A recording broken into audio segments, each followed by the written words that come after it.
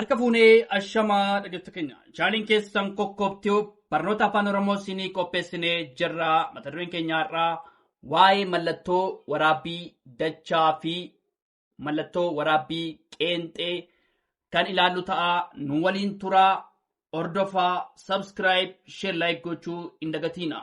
Namoonni bakkuma jirtan teessanii barnoota afaan Oromoo, barnoota afaan Amaariffaa fi herreega dabalatee kanneen biroos barachuu warra fedhii qabdan bilbila keenya YouTube irra jiruutiin nuuf bilbiluu dandeessu. Karaa immoo karaa WhatsApp, karaa Telegiraamii, karaa bootimiin nuuf bilbiluu dandeessu. Ani barsiisaa Beenyaatii waan dhaggeeffataniif hedduu galatooma. Mallattoo waraabbii dachaa fi mallattoo waraabbii qeenxee.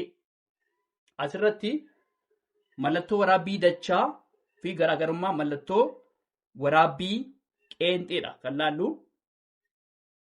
Mallattoo waraabbii dachaa kan jennuuni waan namni tokko kallattumaan dubbate akkuma jirutti waraabuuf fakkeenyaaf har'a qorumsa afaan Oromoo qaba jedhee ol yaada. Asirratti maanni waan namni tokko kallattumaan dubbate akkuma jirutti waraabuuf fakkeenya jenneet asirratti mallattoo waraabbii dachaa ilaalla. Har'a qorumsa afaan Oromoon qaba jedhee ol yaada. Har'a qorumsa afaan Oromoo qaba. Asirratti maanni mallattoo waraabbii dachaa ilaalla. Fakkeenya har'a qorumsa afaan Oromoo qaba jedheet maanni dachaadha. Mallattoo waraabbii dachaadha kan fayyadamne. Maalirraa ka'e? Fakkeenyarraa ka'e har'a qorumsa afaan Oromoon qaba jedheet maanni mallattoo waraabbii dachaa fayyadame jedhee ol yaada.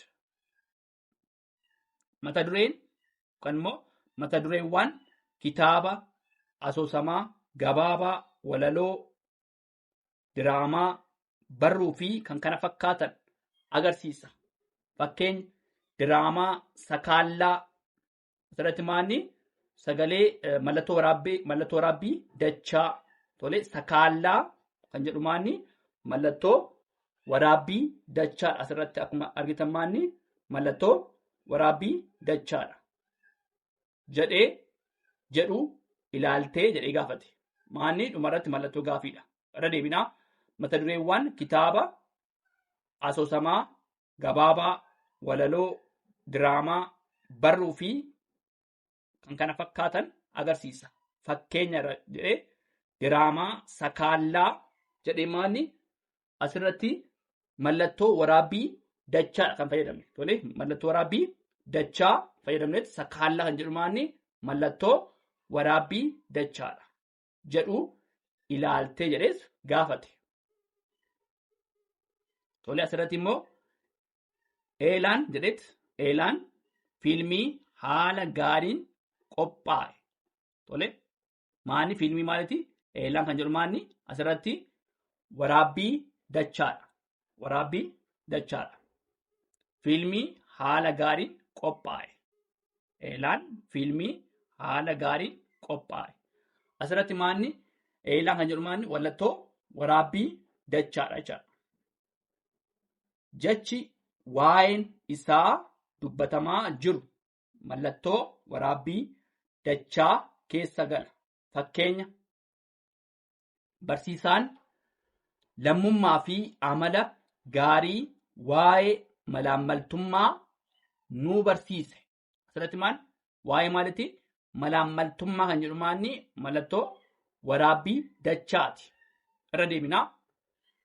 Jechi waa'een isaa dubbatamaa jiru mallattoo waraabbii dachaa keessa gala.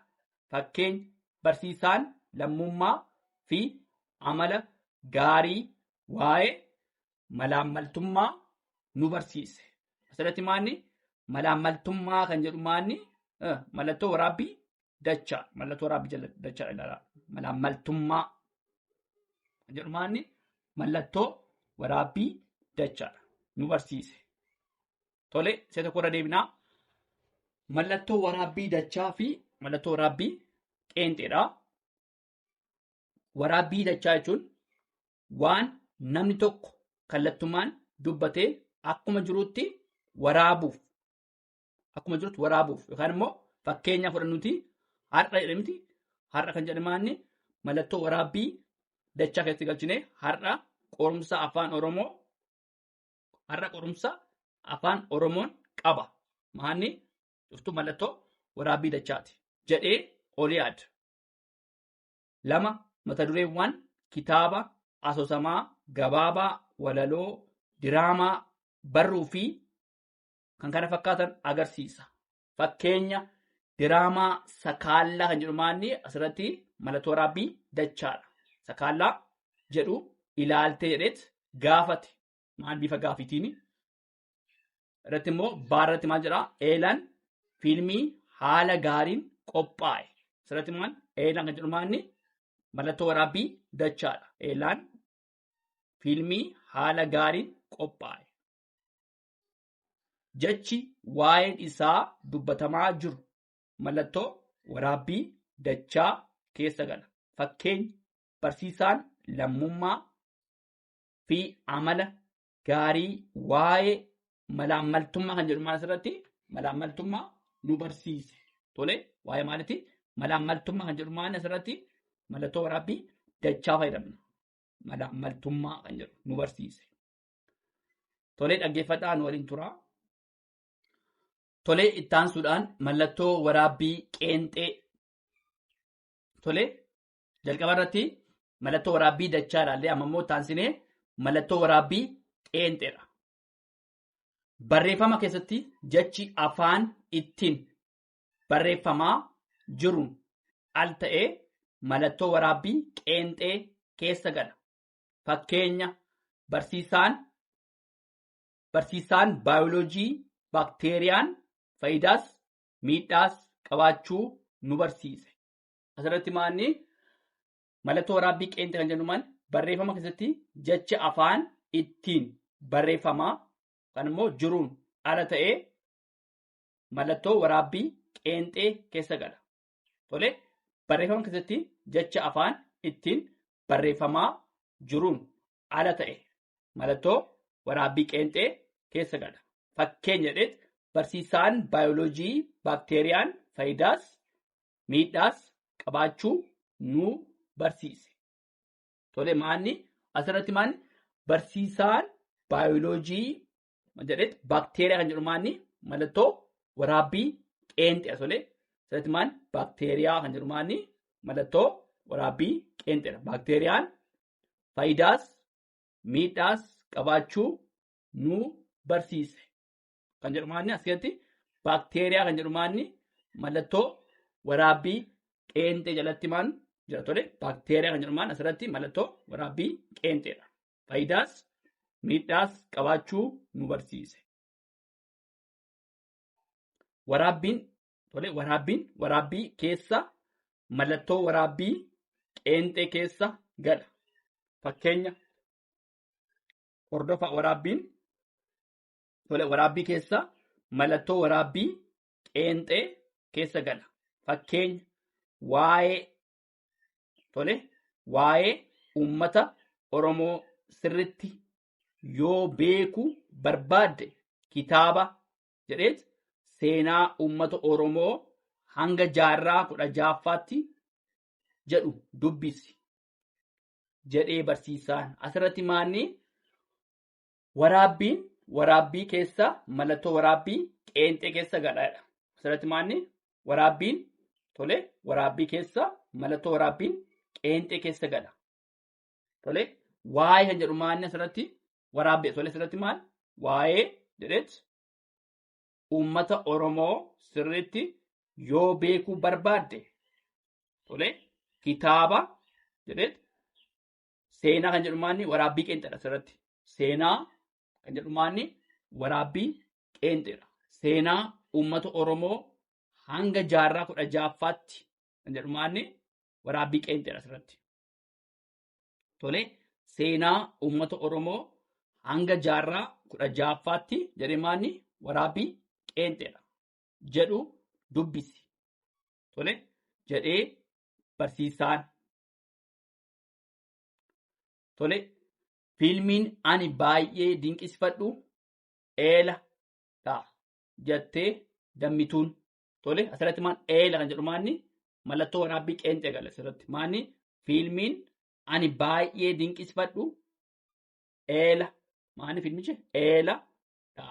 Maan asirratti eela kan jedhu maan mallattoo waraabbii qeenxee jala jira. Tole mallattoo waraabbii qeenxee tole eeladha jettee dammituun.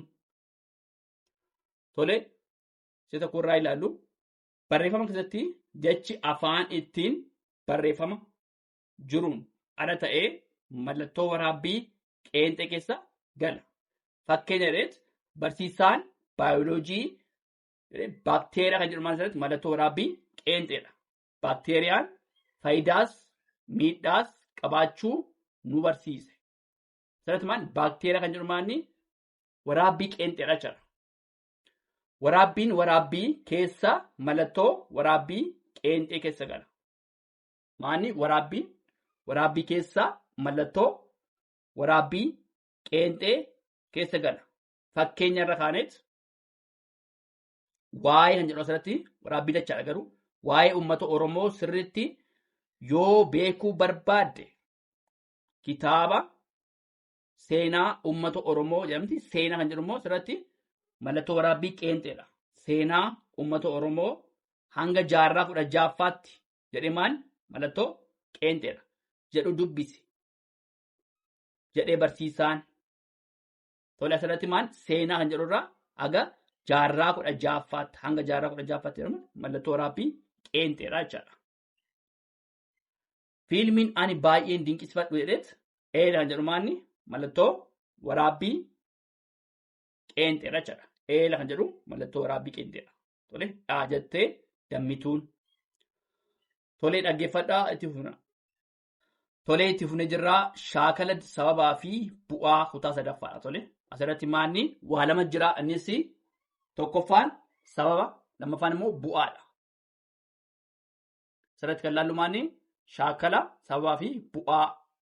Fakkeenyaaf Tolaan hojii barbaacha maatii isaa dhiisee magaalatti gale. Tole asirratti maal Tolaan hojii barbaacha maatii isaa dhiisee magaalatti gale. Asirratti maanni sababni maanni bu'aan waan jedhu. Tole jalqaba irratti maal barbaanna sababa miti. Sababni maanni hojii barbaacha miti yookaan immoo hojii barbaaduu. Sababni isaa maanni hojii barbaaduudha. Sababni isaa hojii barbaaduudha. Bu'aan isaa immoo maatii dhiisuu magaalaa galuu kan jedhu maanni kuni bu'aa isaati. Tole maatii dhiisuu magaalaa galuu kan jedhu maanni bu'aadha. Tolaan hojii barbaacha magaalaa Baddeelleetti yookaan magaalaa Beddelleetti gale. Osoo mana namaatti daadhii gurguru. Tole osoo mana namaatti daadhii gurguru hiriyootaan wallolee mana hidhaa seene. Asirratti maanni Tolaan dheerata. Tole asirratti sababni isaa fi bu'aan isaa dheerata. Asirratti dheerata. Tolaan hojii barbaacha magaalaa Baddeelleetti. Tole kan magaalaa Beddelleetti galee osoo mana namaatiin daadhii gurguru. Tole hiriyootaan wallolee mana hidhaa seene. Asirratti maal sababaa fi bu'aa kan laallu. Sababni isaa maanni hojii barbaaduu kan jedhudha. Tole hojii barbaaduu waan hojjetu dhabuudha. Tole asirratti hojii barbaaduu waan hojjetu dhabuu hiriyootaan walloluu magaalaa Baddeelleetti galuu. Gummaanni sababa ta'a jechuudha. Sababni isaa dheeraadha. Tole bu'aan isaa immoo daadhii namaa gurguruu. Bu'aan isaa daadhii namaa gurguruu. Mana hidhaa seenuu. Gummaanni bu'aa isaati.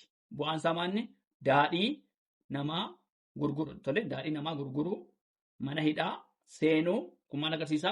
Bu'aa agarsiisa. Irra deebinaa shaakala sababaa fi bu'aadha. Kutaa sadaffaadha. Sababni kan immoo waan ittiin jedhu tole tolaan hojii barbaacha. Asirratti maal? Tolaan hojii barbaacha maatii isaa dhiisee magaalatti gale. Sababni isaa hojii barbaadudha.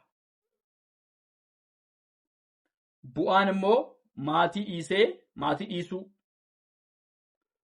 magaalaa galuu kan jedhu maanni kun bu'aadha. Bu'aan isaa maatii dhiisuu magaalaa galuu kan jedhu maanni bu'aadha kun. Tolaan hojii barbaacha magaalaa Baddeelleetti yookaan immoo magaalaa Beddeelleetti galee osoo mana namaatiin daadhii gurguru hiriyootaan walloolee mana hidhaa seene. Asirratti maanni sababni isaa hojii barbaaduu waan hojjetu dhabuu hiriyootaan walloluu magaalaa Baddeellee yookaan magaalaa Beddeelleetti galuu. Sun kun maanni sababanni kun maal ta'a? Sababa ta'a. Bu'aan isaa immoo daadhii namaa gurguruu. Kun maal ta'a?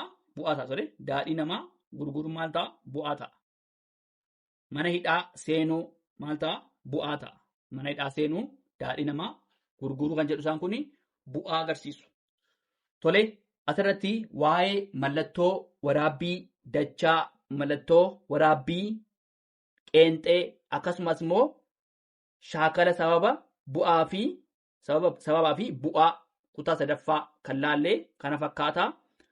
Tole waan dhaggeeffataniif hedduu galatoomaa. Horaa bulaa, deebanaa, subscribe, share, like gochuu hin dagatinaa.